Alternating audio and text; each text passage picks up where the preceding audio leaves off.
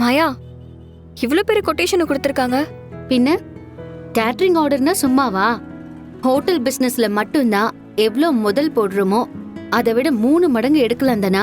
மாயா, உன்னை பார்க்க ஆச்சரியம் கூடிக்கிட்டே போகுது. எப்படி எல்லாத்த பத்தியும் தெரிஞ்சு வச்சிருக்க? சீனு, அது ரொம்ப ரொம்ப சிம்பிள்.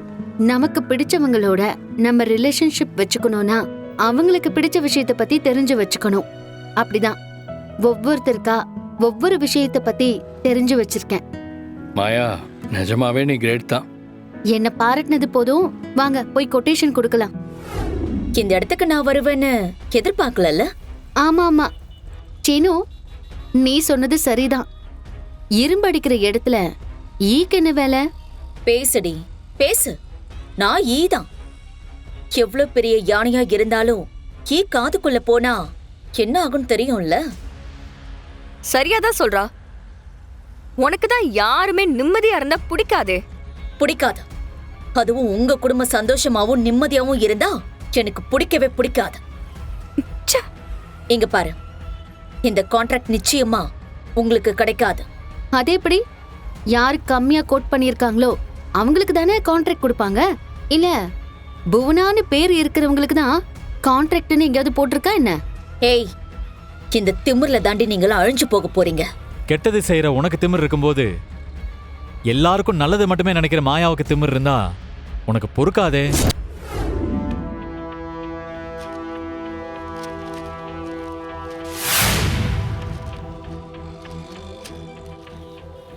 இந்த கேட்டரிங் ஆர்டர் மிஸ் போனா கிடைச்சிருக்கு.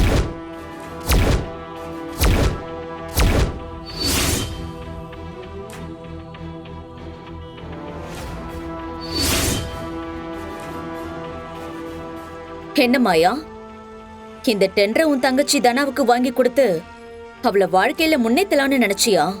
இத பாரு, நான் இருக்கிற வரைக்கும் அது நடக்காது, நடக்கவும் விட மாட்டேன். இந்த டெண்டரை உனக்கு கிடைக்க விடாம உன்னை தோக்கடிக்கணும்னு தான் நினைச்சேன். நீ தோக்க போறனும் நல்லா தெரியும். ஆனா அது இல்ல சுவாரஸ்யம். எப்படி தோக்க போறன்னு தான் சுவாரஸ்யமே.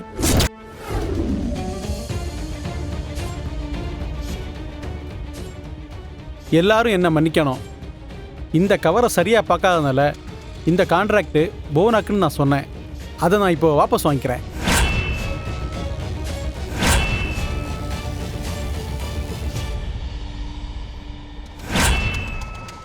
போனாவோட ₹1 கம்மியாக ஜானகின்றவங்க அப்ளை பண்ணியிருக்காங்க. அதனால் இந்த கான்ட்ராக்ட் திருமதி ஜானகிக்கு தான் போகுது.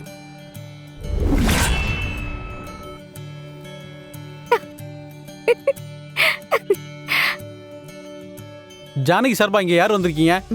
நான் வந்திருக்கேன் சார். ஜானகிங்கிறது ரகுராம் ஐயாவுடைய மனைவி தான்.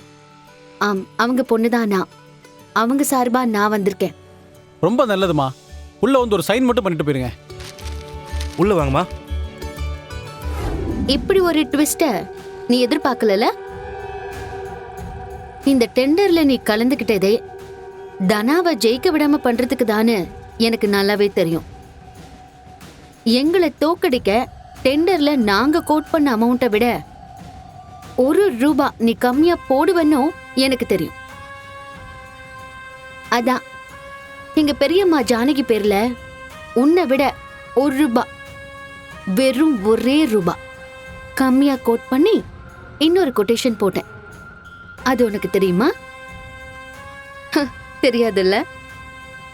நீ சொல்ற அந்த ₹1 தாண்டி நான் உன்னை ஜெயிச்சேன்.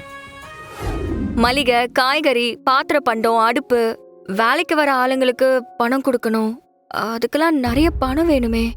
தனா, பணத்தை பத்தின கவலை வேண்டாம்.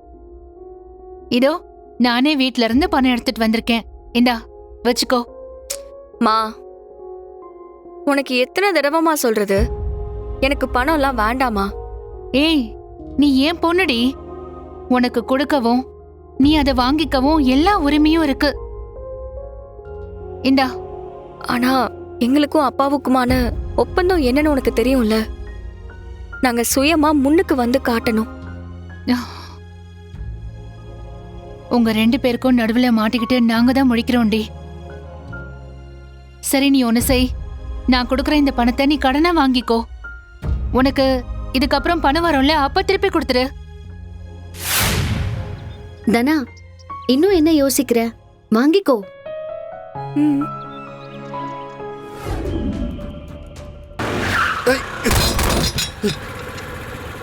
யோ, டேய். அறிவு இருக்கா உனக்கு? பார்த்து வர மாட்டா?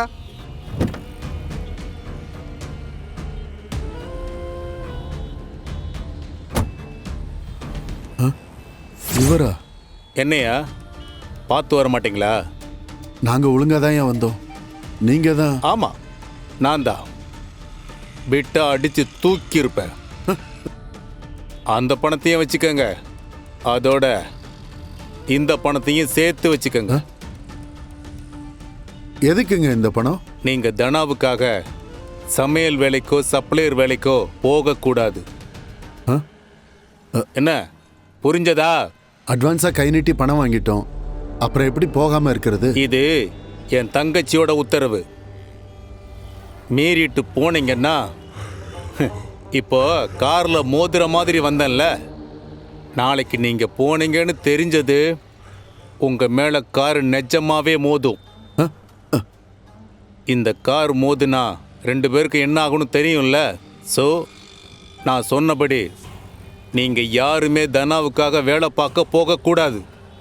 அதோட இந்த விஷயம் அவங்களுக்கு தெரியவும் கூடாது. நீங்க வேலைக்கு வந்துருவீங்கன்னு அவங்க நம்பிக்கிட்டு இருக்கணும். கடைசியில் நீங்க வராம சமையல் பண்ண முடியாம அவங்க தவிக்கணும். அவளால அவன் அப்பன் பேர் கெடணும். புரிஞ்சதா? என்னடா சைலண்டா நிக்கிறீங்க? வாயை திறந்து பதில் சொல்லுங்கடா. இல்ல நீங்க சொன்ன மாதிரி செஞ்சிடுறோங்க. அது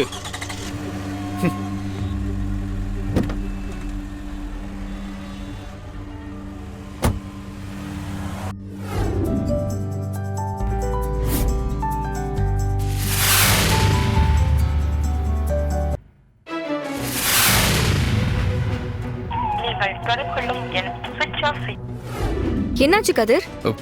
தனா, சமையல் ஆளுங்க யாருமே ஃபோன் எடுக்கல. எல்லார் ஃபோனும் சுவிட்ச் ஆஃப்ல இருக்கு. சரியான நேரத்துல வந்துருவோம்னு தானே நம்ம கிட்ட அட்வான்ஸ் வாங்குனாங்க. இப்போ இப்போ என்ன பண்றது? எனக்கும் ஒண்ணுமே புரியல தனா.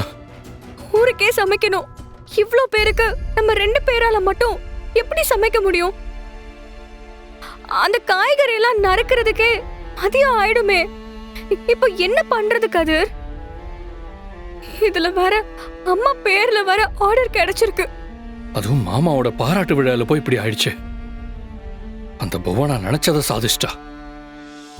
அத்தை பேர் மட்டும் இல்லாம இது மாமாக்கும் அசிங்கமாயிடும் தானா?